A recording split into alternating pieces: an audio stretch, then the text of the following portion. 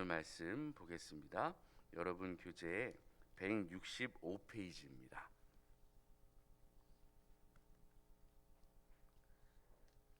제목을 읽어보겠습니다.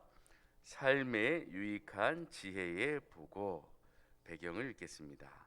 솔로몬은 인생들이 살아가는 동안 여러 다양한 상황 속에서 어떤 지혜가 필요한가를 다양한 주제들로 다뤄지고 있습니다.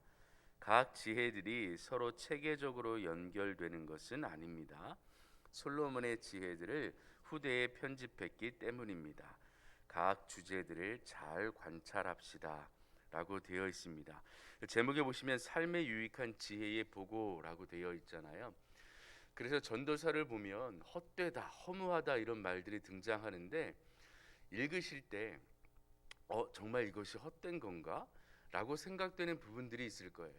그러면 어떤 기준을 가지고 읽으시냐 하면 하나님의 지혜를 떠나 즐기고 좋아 보이는 것은 결국은 허무한 것이고, 조금 어렵더라도 하나님의 지혜와 하나님을 경외하며 사는 것이 복되다 라는 기준을 가지고 오늘 성경을 읽어보시면 여러분에게 유익할 줄 압니다.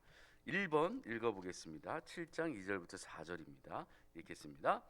초상집과 잔치집 중에 어디를 가겠느냐고 묻는다면 대부분 잔치집에 가겠다고 할 텐데 솔로몬은 초상집에 가라고 권합니다. 왜냐하면 모든 인생들이 죽음에 다다를 것이기 때문입니다. 그래서 웃음도 좋지만 근신하며 자기를 지키는 것도 유익하기 때문에 슬픔이 웃음보다 낫다고 평합니다. 깨달읍시다. 7장 2절부터 4절까지 한번 읽어볼까요? 읽어보겠습니다. 초상집에 가는 것이 잔치집에 가는 것보다 나으니 모든 사람의 끝이 이와 같이 됩니다. 산 자는 이것을 그의 마음에 둘지어다. 슬픔이 웃음보다 나음은 얼굴에 근심하는 것이 마음에 유익하기 때문이니라. 지혜자의 마음은 초상집에 있으되 우매한 자의 마음은 혼인집에 있느니라. 아멘. 여러분, 죽음의 현장에 간다는 것이 좋은 일은 아니겠죠. 그런데 오늘 말씀을 보면 지혜자의 마음이 초상집에 있다라고 돼 있어요. 뭔가 좀 이상한 것 같잖아요, 그죠? 죽음의 순간에 지혜로운 사람은 무엇을 생각할까요? 라는 질문으로 한번 바꿔보죠. 우리는 죽음의 순간에 어떤 생각을 하게 될까요? 여러분들께서 주변에 혹시 이런 순간에 장례를 치르는 곳에 가 보시면 많은 생각을 해 보셨을 것 같아요. 그런데 오늘 보시면 세상의 기쁨을 추구하는 삶이 헛된 것인가 좋은 것인가 좀 의문이 들 때가 있어요. 우리는 혼인집에 가는 것이 좋고 웃음이 더 나은 것 같은데 오늘 말씀에 보면 근심이 더 낫고 초상집에 마음이 기우는 것이 더 좋다고 기록되어 있잖아요. 왜 그러냐 하면 하나님을 경외하지 않고 세상의 기쁨만을 누리며 살려고 하는 사람들, 그래서 죽음을 생각하지 않고 죽는 그 순간, 죽음 이후의 일들을 생각하지 않고 그저 즐기는 사람들을 이야기하는 거예요. 그러면 죽음의 순간을 생각하고 사는 지혜자는 어떤 사람일까요? 하나님을 경외하며 살아갈 때에 우리는 죽음이 끝이 아니라는 걸 알아요. 죽음과 그 이후의 삶을 우리는 깨달아 살아가고 있습니다. 그래서 이것을 모르는 사람들, 즉 우매한 자라고 등장하는데요, 우매한 자들과는 삶의 의미가 달라요. 삶의 목적이 다릅니다. 그러니 살아가는 모습이 좀 달라야 하지 않겠습니까? 오늘 중고등부 학생들 나와 있는데 여러분들이 공부하는 목적이 예수님을 믿는 사람들과 예수님을 믿지 않는 사람들이 있다면 여러분들은 조금 달라야 돼요. 공부하고 무언가 이루려는 목적이 그저 죽기 전에 잘 먹고 잘 사는 게 있는 것이 아니라 예수 그리스도의 사랑을 전할 수 있는 그런 삶 가운데 여러분들의 모든 목적과 계획들이 이루어져야 돼요. 그렇게 성장해 가는 여러분이 될 거라고 생각합니다. 그래서 오늘 3절 보시면 근심하는 것이 마음에 유익하다라고 되어 있어요. 오늘 문제에 보시면 1번의 세 번째 줄에 이렇게 되어 있죠. 근신하며 자기를 지키는 것도 유익합니다 라는 거예요. 그래서 아무 생각 없이 막 즐기며 사는 것이 아니라 내가 예수 그리스도의 삶, 하나님을 경외하는 삶이 무엇인가를 항상 생각하며 자기를 지키는 삶이 필요하다라고 묵상해 보시면 좋겠습니다. 2번 읽겠습니다. 7장 8절에서 10절입니다. 읽겠습니다. 조급하지 말고 교만하지 말며 참고 다스릴 것을 가르쳐 줍니다. 조급하면 실수하게 되어 있고 특히 분노를 터뜨리기 쉽습니다. 교만도 그렇습니다. 교만은 자기중심적이며 자기가 높아지기를 원하는 마음이기 때문에 분노를 터뜨리기 쉽습니다. 그러므로 인내, 참음, 여유, 기다림이 인생들에게는 유익합니다. 우리 7장 8절에서 10절 읽어보겠습니다. 읽겠습니다.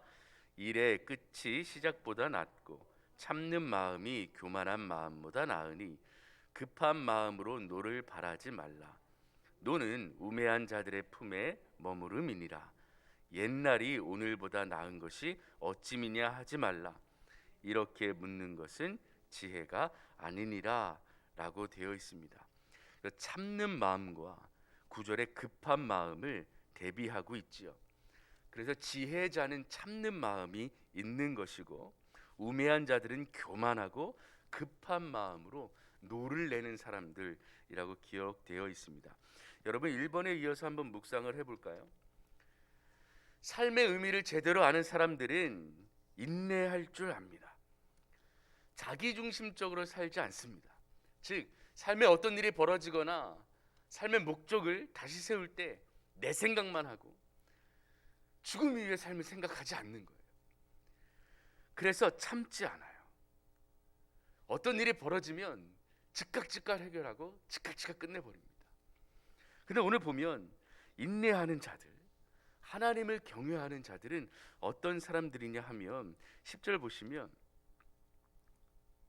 옛날을 그리워하는 사람이 아니라 하나님의 마음으로 미래를 개척해 나가는 사람입니다.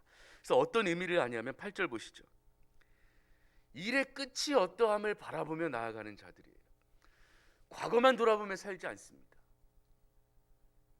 일의 끝이 시작보다 낫고라고 되어 있잖아요.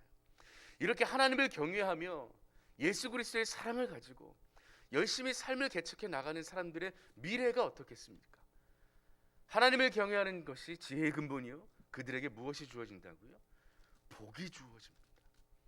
그러니 과거를 돌아보는 일에 집착하지 않고 겸손함으로 미래를 바라보며 하나님과 함께 걸어가는 자들, 그런 자들이 지혜로운 사람들입니다. 그러면 인내와 겸손이라는 것이 무엇일까요? 교만한 자들은 자기중심적이라고 했잖아요. 겸손과 인내는 무엇이냐 하면 하나님께서 모든 것을 만드셨고 나도 만드셨고 그래서 하나님이 이 모든 것을 다스리십니다 라는 것을 믿음으로 고백하며 그 하나님의 다스리는 손길에 내 인생을 겸손히 내어드리는 겁니다. 이것이 겸손이며 이럴 때에 여러분 뭐 할 수 있는 겁니까? 인내할 수 있는 겁니다. 이해할 수 없는 일이 벌어졌을 때 하나님을 의지하며 참아내 보는 겁니다. 지금은 이럴지 몰라도 이 일의 끝은 분명히 하나님의 인도하심으로 나에게 선한 결과가 있을 것임을 믿음으로 의지하는 겁니다. 인내하는 겁니다. 겸손히 하나님의 길에 서서 끝까지 포기하지 않는 겁니다. 이런 자들이 바로 지혜자입니다. 3절 읽어볼까요? 3번 읽어보겠습니다. 8장으로 넘어가는데요. 8장 15절입니다. 문제를 먼저 읽겠습니다. 솔로몬은 사람이 먹고 마시고 즐거워하는 것보다 더 나은 것이 해 아래에 없는데 그 중에서도 수고하는 중에 먹고 마시고 즐거워하는 일은 늘 주어질 것이라 했습니다. 먹고 마시는 것이 인생의 주된 삶이 되면 타락으로 이어지지만 힘쓰고 애써서 일하는 중에 먹고 마시는 것은 인생들에게 주신 하나님의 복입니다 라고 되어 있습니다. 하나님께서 우리를 만드신 목적이 무엇일까요? 여러분들이 이 세상에서 어떤 기쁨을 누리며 살고 계십니까? 먹고 마시는 것 좋지요. 먹고 마시는 것이 나쁘다고 성경은 절대로 이야기하지 않습니다. 그런데 목적이 먹고 마시는 것에만 있을 때 이것을 오늘 말씀은 좋은 것이 아니다라고 얘기하죠. 그런데 어떤 사람들이냐면 수고하고 열심히 일하는 중에 먹고 마시는 복을 누리는 자들, 그런 자들에게는 해 아래 그것만큼 기쁜 것이 없습니다 라는 것을 깨달았다라는 겁니다. 여러분들은 그런 기쁨을 누리고 사십니까? 하루하루의 삶 가운데 먹고 마시는 것이 목적이 되면 그것이 충족되지 않으면 마음이 어떻겠어요? 부족하겠죠. 그래서 더 많은 것을 갈망하게 되겠죠. 먹고 마시는 것의 비유가 그래서 중요합니다. 먹고 마시는 것은 반드시 있어야 되잖아요. 먹고 마시는 것이 충분하지 않을 때는 갈망하게 되잖아요. 마실 물이 없을 때 물을 갈망하게 되잖아요. 먹지 못했을 때 먹는 것을 갈망하게 되잖아요.